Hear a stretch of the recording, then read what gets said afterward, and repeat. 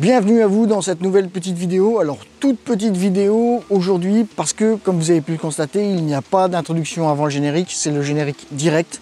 Et vous avez certainement vu que la durée de cette vidéo est quand même assez exceptionnellement courte, notamment de ma part, parce que j'essaye toujours de faire des vidéos très courtes, mais je n'y arrive pas, je ne sais pas pourquoi, je me laisse emporter par mon sujet et je détaille un peu trop certainement mon sujet.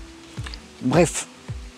Tout ceci pour vous dire que je reviens brièvement sur le format RAW et sur le format JPEG. Après avoir discuté avec Nicolas, mon ami, et deux abonnés qui ont souscrit des offres de souscription sur la chaîne, je me suis rendu compte que j'avais été peut-être un peu trop dans le détail et un peu trop dans la technique. J'ai notamment changé beaucoup de choses sur la vidéo, notamment le titre que je pensais appeler autrement. J'ai notamment changé mon fusil d'épaule par rapport à beaucoup de choses, donc je vais revenir un petit peu sur certaines choses entre le RAW et le JPEG pour que ce soit un peu plus vulgarisé et un peu plus accessible à tout le monde. Ce qu'il faut bien se dire au jour d'aujourd'hui, c'est que le format RAW de nos appareils photo correspond à les pellicules argentiques du temps des appareils photo argentiques. Vous avez quand même notamment beaucoup plus de possibilités de post-traitement avec un format RAW qu'avec une pellicule à l'époque, même si les professionnels poussaient le développement de leur pellicule à l'extrême et qu'il y avait des maîtres dans le développement aussi à ce niveau-là. Mais si nous pouvons faire l'analogie entre les deux, le RAW et le format argentique de l'époque. Voilà, ça c'était la première chose qu'il faut dévulgariser le plus possible. Lorsque vous mettiez une pellicule dans un appareil photo argentique, et bien là c'est une carte mémoire, c'est un format RAW, c'est un format numérique, nous allons dire une pellicule numérique. C'est ce qu'il faut retenir de plus important dans le format RAW au jour d'aujourd'hui.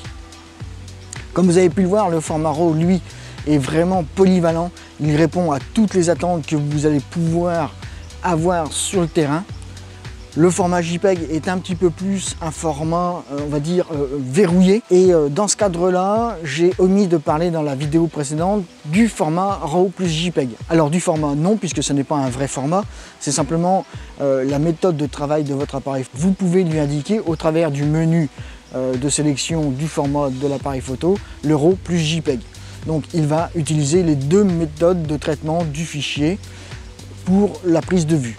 C'est-à-dire que d'un côté, il va vous stocker un format RAW sur carte mémoire et de l'autre, il va vous développer un format JPEG dont vous aurez l'exclusivité et d'avoir la possibilité de l'exploiter tout de suite sur le terrain. L'option RAW plus JPEG est notamment intéressante lorsque vous êtes en reportage.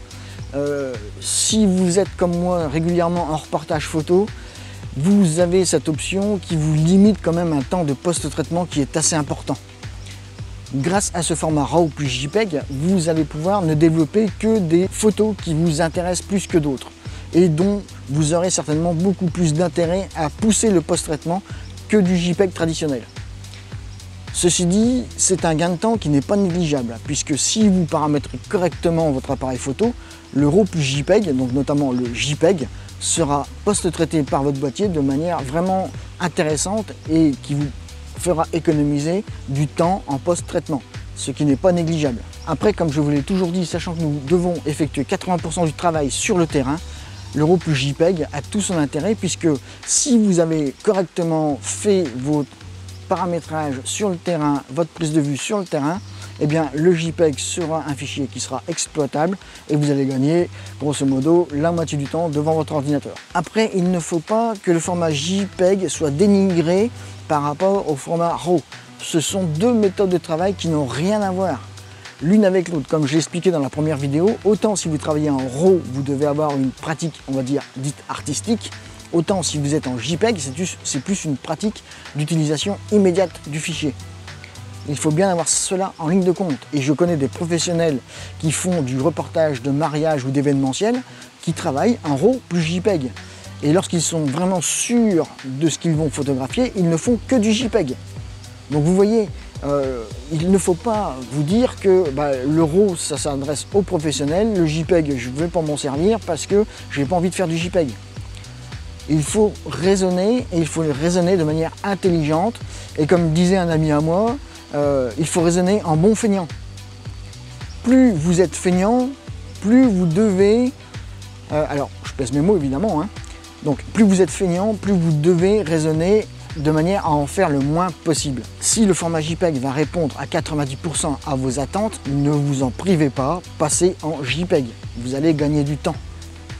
Par contre, si vous voulez travailler vos ombres, si vous voulez travailler vos hautes lumières, là le format RAW est beaucoup plus indiqué, puisque vous allez pouvoir dégager les ombres avec le format RAW et vous allez pouvoir récupérer des hautes lumières avec le format RAW. Alors que le format JPEG, lui, bien souvent, les ombres vont être bouchées ou les hautes lumières vont être saturées. Donc attention au paramétrage de votre appareil photo dans ce sens. Donc voilà un petit peu la précision que je voulais vous apporter sur le terrain entre le JPEG et le RAW. Ils ont tous les deux leurs avantages et leurs inconvénients. C'est à vous de juger par vous-même en fonction de vos besoins et de votre expérience, mais ne négligez pas ni le JPEG ni le RAW. Ce serait dommage de vous priver d'un des deux formats par rapport au travail que vous pouvez obtenir et à la finalité que vous en attendez. Sur ce, je vous dis faites-vous plaisir, faites des photos et à bientôt pour une prochaine vidéo.